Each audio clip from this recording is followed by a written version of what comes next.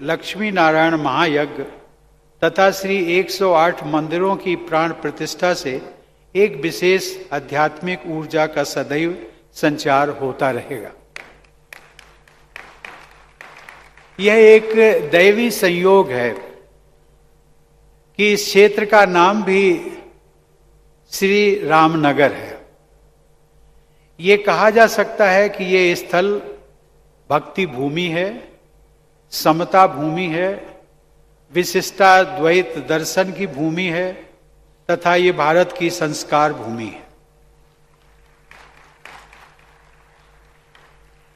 इस क्षेत्र के स्थापित भारत के नवीनतम राज्य तेलंगाना में श्रेष्ठतम सांस्कृतिक उपलब्धियां देखी जा सकती। गोदावरी नदी के आशीर्वाद से सिंचित तेलंगाना की प्रत्येक यात्रा मेरे लिए विशेष महत्व रखती है।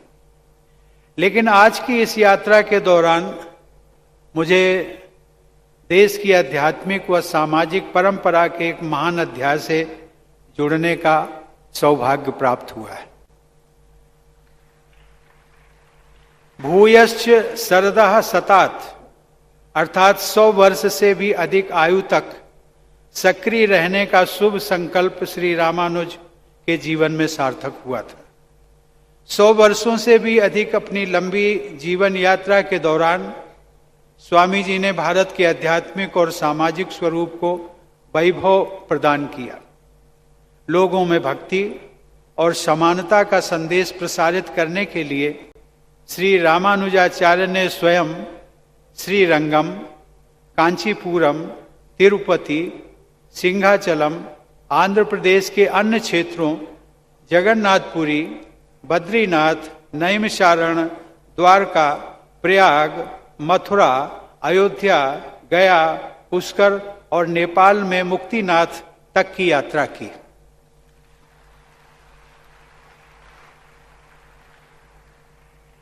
Ladies and gentlemen, Sri Ramanuja's Visishta Dvait is not only a singular contribution to philosophy, but he also showed the relevance of philosophy in day-to-day life. What is called philosophy in the West has been reduced to a subject of only scholarly study. But what we call darshan is not a matter of dry analysis. It is a way of looking at the world and also a way of life. That has always remained true in India, thanks to philosopher saints like Sri Ramanujacharya. देवी और सज्जनों, श्री रामानुजाचार्य ने दक्षिण की समृद्ध भक्ति परंपरा को, विशेषकर आलवार संत कवियों की परंपरा को बौद्धिक आधार प्रदान किया। जैसा कि सर्वविदित है, अधिकांश आलवार संत पिछड़ी जातियों में जन्मे थे। श्री रामानुजाचार्य ने तथाकथित अछूत जाति के तिरुप्पन आलवार जैसे संतों की रचनाओं को वैष्णवों के वेद के रूप में सम्मानित किया। तथाकथित पिछड़ी जातियों के लोगों के लिए वैष्णव धर्म के द्वार खोलने का कार्य श्री रामानुजाचार्य ने ही किया।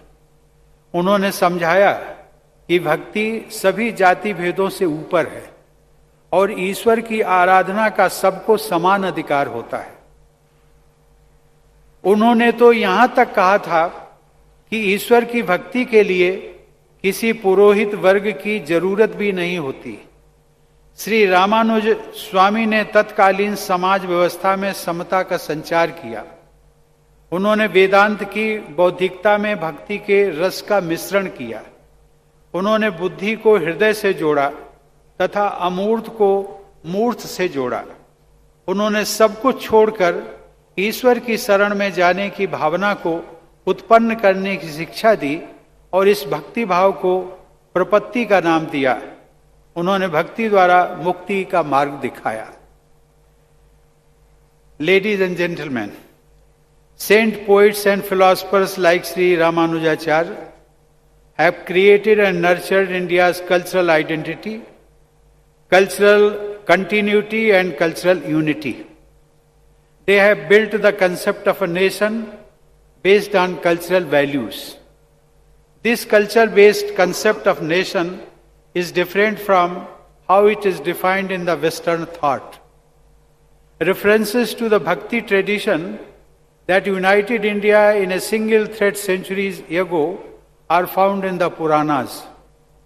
This tradition can be seen in the form of the Bhakti sects inspired by Sri Ramanujacharya, which had spread from Sri Rangam and Kanchipuram in Tamil Nadu to Varanasi in Uttar Pradesh.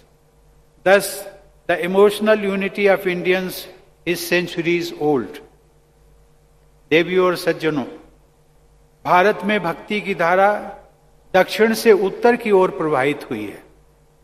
इसके लिए उत्तर भारत के साधु समाज ने श्री रामानुजाचार्य जैसे दक्षिण भारत के संतों के प्रति सदैव कृतज्ञता व्यक्त की है। उत्तर भारत के भक्तों में एक दोहा प्रचलित है जिसमें कहा गया है कि भक्ति द्राविड़ उपजी लाए रामानंद, प्रगट कियो कबीर ने 7 द्वीप 9 खंड। अर्थात भक्ति की धारा दक्षिण के क्षेत्र में आलवार संतों और श्री रामानुजाचार्य की परंपरा में उत्पन्न हुई। उसे स्वामी रामानंद उत्तर भारत में ले आए। उनके शिष्य संत कबीर ने जम्बू द्वीप सहित 7 द्वीपों और भरत खंड सहित सभी 9 खंडों में अर्थात समस्त भारतवर्ष में भक्ति के प्रकाश को फैलाया। स्वामी रामानंद ने कबीर, रैदास, दादू, दयाल और पीपा जैसे संतों को भक्ति का मार्ग दिखाया। स्वामी रामानंद के वे सभी शिष्य तथाकथित पिछड़ी जातियों के थे। आज से सदियों पहले के इस उदाहरण में भारत की समता मूलक चेतना के तत्व विद्यमान हैं। इस प्रकार श्री रामानुजाचार्य के दर्शन पर आधारित भक्ति की धारा ने समता के आधार पर समस्त भारत में समाज के सभी वर्गों को एक दूसरे से जोड़ा। हमारी परंपरा में समता के भाव को ही ज्ञान का मुख्य तत्व माना गया है। गीता के 5वें अध्याय में कहा गया है कि पंडितः समदर्शिनः, अर्थात जो व्यक्ति वास्तव में ज्ञानी होते हैं वे सभी प्राणियों को समान दृष्टि से देखते हैं। समदर्शी होना ही श्री रामानुजाचार्य की सबसे बड़ी विशेषता थी।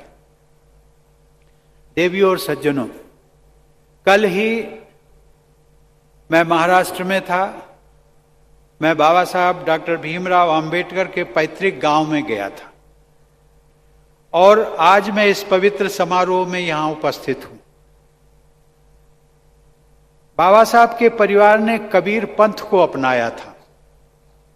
महाराष्ट्र के रत्नागिरी जिले में बाबा साहब का वो छोटा सा गांव आम्बडवे और तेलंगाना की राजधानी हैदराबाद में स्थित यह स्थल श्री रामनगर श्री रामानुजाचार्य और संत कबीर की परंपराओं से जुड़े हुए हैं।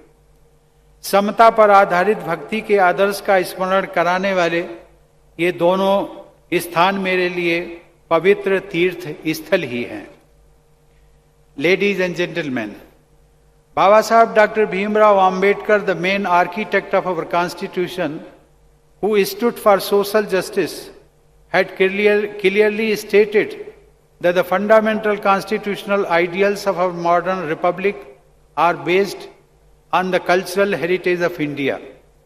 Baba Sahib had also mentioned with great respect the egalitarian ideals of Sri Ramanujacharya.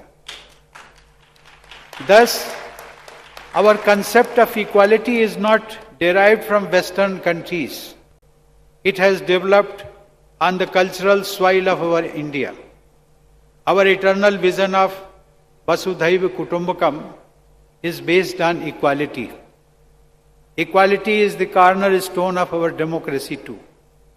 Equality before law, prohibition of all forms of discrimination, equality of opportunity, abolition of untouchability, all these fundamental rights have been enshrined in our Constitution.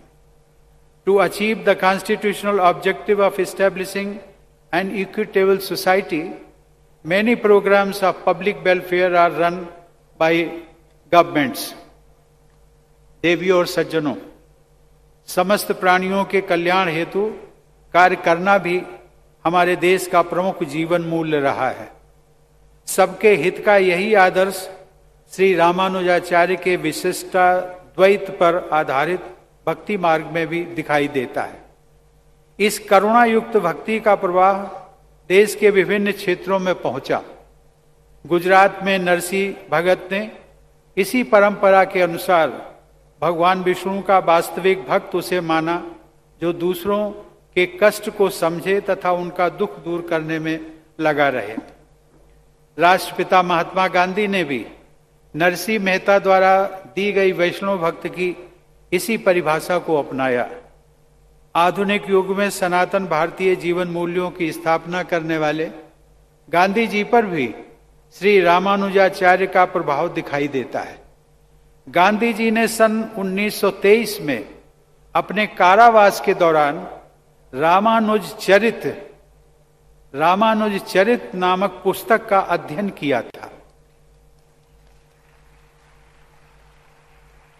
इस प्रकार हम कह सकते हैं कि गांधी जी के जीवन में भी श्री रामानुजाचार्य जी का बहुत प्रभाव पड़ा था।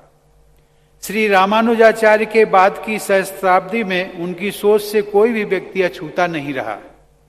साथ ही समाज सुधार एवं मानवता के कल्याण हेतु जो बदलाव हैं उन पर भी श्री रामानुज स्वामी जी का प्रभाव दिखाई देता है। असम में श्री शंकर देव से लेकर महाराष्ट्र में संत ज्ञानेश्वर तक, पंजाब में गुरु नानक से लेकर केरल में मेलपत्तूर नारायण भट्टतिरी तक, इन सभी विभूतियों पर श्री रामानुजाचार्य का प्रभाव था।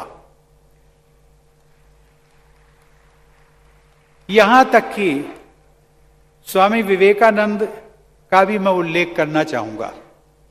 स्वामी विवेकानंद ने भी कहा है कि you may mark the characteristic since the time of Ramanuja, the opening of the door of spirituality to everyone. That has been the watchword of all the prophets succeeding Ramanuja. देवियों और सज्जनों, श्री रामानुजाचार्य जैसे संत युग प्रवर्तक भी होते हैं और युग दृष्टा भी। आज हमारा संविधान हमारे देश की व्यवस्था का आधार है। सदियों पहले मंदिर और मठ संस्कृति और कार्य व्यवस्था के प्रमुख केंद्र हुआ करते थे। उस परिवेश में समानता की स्थापना करने के लिए श्री रामानुजाचार्य ने समाज के पिछड़े वर्गों को मंदिरों और मठों की व्यवस्था में सहभागी बनाया। इस प्रकार हमारे संविधान के समता मूलक आदर्श श्री रामानुजाचार्य के विचारों और कार्यप्रणाली में स्पष्ट दिखाई देते हैं। देवियों और सज्जनों, जो संत बहुत महान होता है उसे भारत के लोग ईश्वर के समकक्ष रखना चाहते हैं।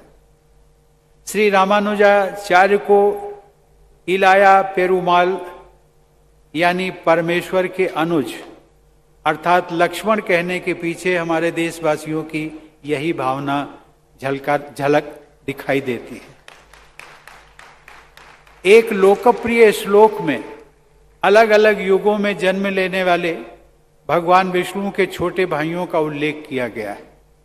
उस लोक मान्यता के अनुसार सबसे पहले अनंतनाग यानी शेषनाग के रूप में, उसके बाद त्रेता युग में लक्ष्मण के रूप में, तत्पश्चात द्वापर युग में बलराम के रूप में और अंत में कलयुग में मुनि रामानुज के रूप में भाई ने विष्णु रूपी भाई की सेवा की।